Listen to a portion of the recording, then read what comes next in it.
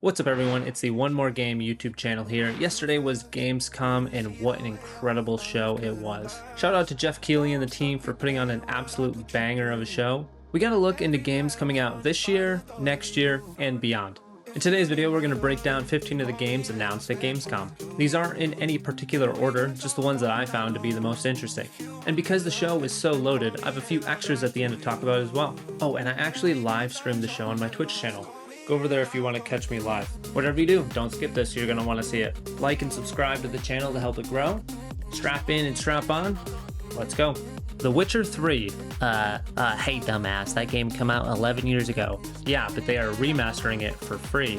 For free? Yeah, for free. How CD Projekt Red ended the game show was incredible. They are remastering the 2015 Game of the Year winner with all new textures, more fluid combat, and new finishers. Also, existing owners get the remaster for free. Not only that, if you own the base game, they are giving you the 2 DLC add-ons, Blood and Wine, along with Hearts of Stone, for free as well.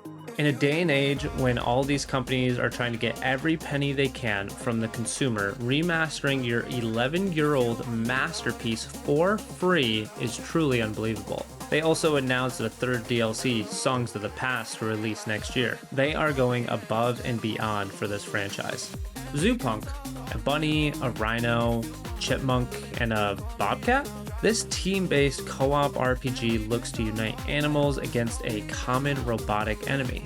I'm unsure of all the details, but it looks like a great hack and slash to play with your friends. The game feels witty and uses team-up moves while also competing against each other.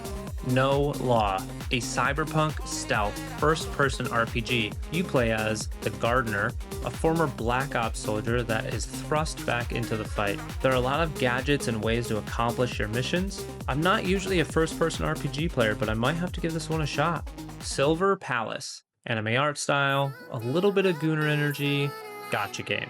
A free-to-play open-world RPG set in a dark Victorian metropolis. You play as a detective to investigate and solve various mysteries around the city. It does feel like we are getting a lot of these types of games lately. I've never played one, but they do look quite interesting. Stage Tour. If you played Guitar Hero or Rock Band and loved it, then this is your next-gen game. Build your band, take the stage, and put on a performance of your life. And the best part is that you don't have to wait very long. This game releases December 10th across all consoles and PC.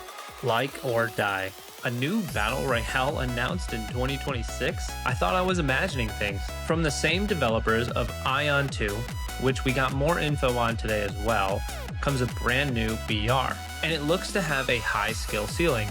Not just in gunplay, but in the way you interact with your environment and work with your team. 1001 Threads of Mizan. Have you ever wanted to play as Aladdin? Well, you basically can. A 1 to 3 player co-op action-adventure game set in an Arabian world. Battle giant jinn, or genies, as you ride on a magic carpet across the mythical land. 3 different playable characters that have very different combat styles. Now I just gotta find 2 other friends to play this game with. Warlock, Dungeons and Dragons. This was one that really caught my eye because the combat revolves around using a lot of magic rather than hack and slash, in-your-face gameplay.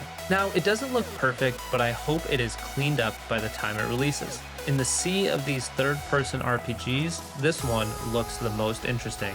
Exodus. We got an extended look at Exodus coming April 7th, and it looks like our relationships with our comrades matters to how the story plays out. The combat looks very engaging and demanding. The biggest question is if they nail the story. The game looks beautiful, but I hope the Choices Matter system feels like it makes a difference. Grav Hounds. The most loyal companions make the strongest soldiers.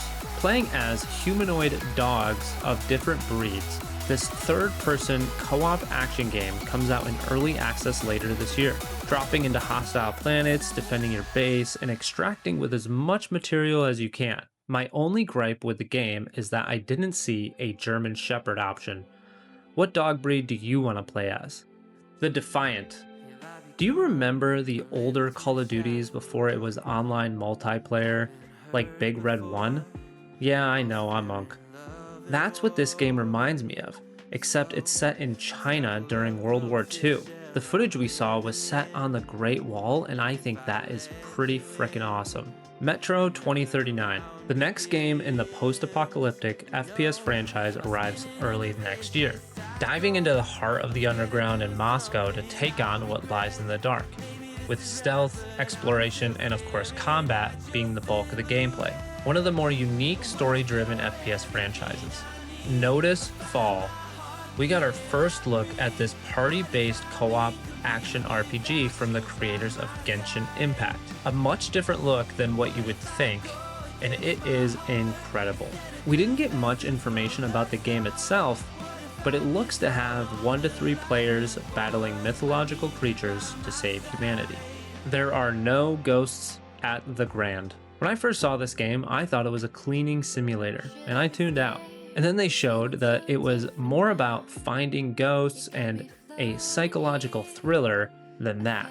The art style might not be for everyone, but the puzzles and story outcomes are what will draw people in here. Final Fantasy VII Revelation. Alright, I know this isn't necessarily a new game because we learned about it at the Game Awards, but we got more information about the story for the 3rd installment in the Final Fantasy Trilogy remake. The world is in turmoil, and the Guardians known as Weapons are wreaking havoc across the Earth. Cloud and the squad must stop them to defeat Sephiroth. And some of the biggest news confirmed is that the game will be releasing across all platforms simultaneously. Yes, even the Switch too. Before we wrap it up, I quickly wanted to mention a few other new games that we saw at Gamescom. Ananta. 3 years after its announcement, we finally have a January 2027 release date, a free-to-play urban open-world RPG, anime art style, and 2 major cities to explore. LEGO Skylines. It's SimCity, but with Legos, so I'm sure it'll do well. Legos continues to take over the world. Rocco Kingdom. A new creature collector game in a very vibrant, colorful world. You can become the creatures you collect to explore the world even further. Antos. This game looks a little too creepy for me. A sci-fi mystery horror game played in the first person. And lots of rats. Turok Origins. Dinosaurs versus your squad of elite warriors. Defend humanity against the alien invasion. And another co-op RPG releasing across all platforms.